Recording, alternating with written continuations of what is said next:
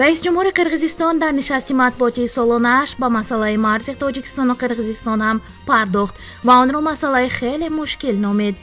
Сооронбек Жээнбеков дар посух ба суоли рӯзноманигорон дар масоили марзӣ гуфт: масъалаи марз бо Тоҷикистон хеле масъалаи мушкил аст, бояд ошкоро дар ин бора бигӯям.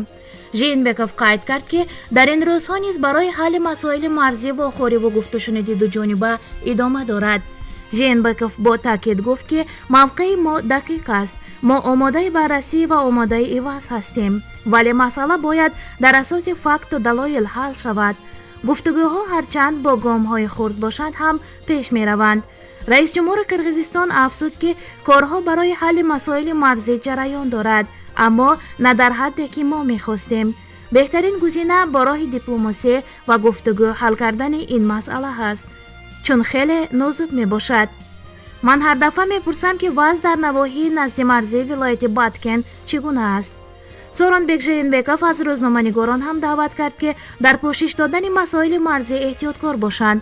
нафароне ҳастанд ки наметавонанд эҳсосоти худро контрол кунанд. бояд худро ба даст гирифт.